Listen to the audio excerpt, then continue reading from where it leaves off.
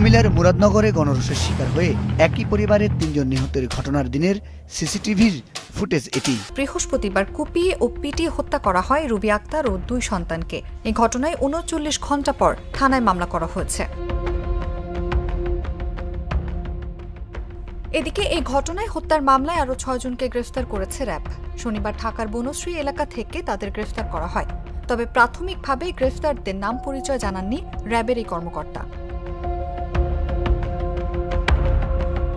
এর আগে শুক্রবার রাতে সেনাবাহিনী ও পুলিশের যৌথ অভিযানে ২ জনকে আটক করা হয়। নিহত রুবির বড় মেয়ে রিক্তা আক্তার বাদী হয়ে থানায় একটি লিখিত অভিযোগ করলে শুক্রবার রাত ১২টার দিকে সেটি মামলা হিসেবে গ্রহণ করে পুলিশ। মামলায় ৩৮ জনের নাম উল্লেখ করে অজ্ঞাতনামা আরও ২০ থেকে ২৫ জনকে আসামি করা হয়। এর আগে বিকেল ৫টার পর কুমিল্লা মেডিকেল কলেজ হাসপাতালের মর্গ থেকে মরদেহ ৩টি পরিবারের কাছে হস্তান্তর করে পুলিশ। এরপর রাত ৮:৩০টার পর পুলিশি পাহারায় নিহতদের বাড়ির পশ্চিম পাশে করইবাড়ি কবরস্থানে মরদেহগুলো দাফন করা হয়। তবে এই সময় হাতে গোনা কয়েকজন ছাড়া তাদের জানাজায় এলাকাবাসী কিংবা আত্মীয় স্বজন কেউ অংশগ্রহণ করেনি।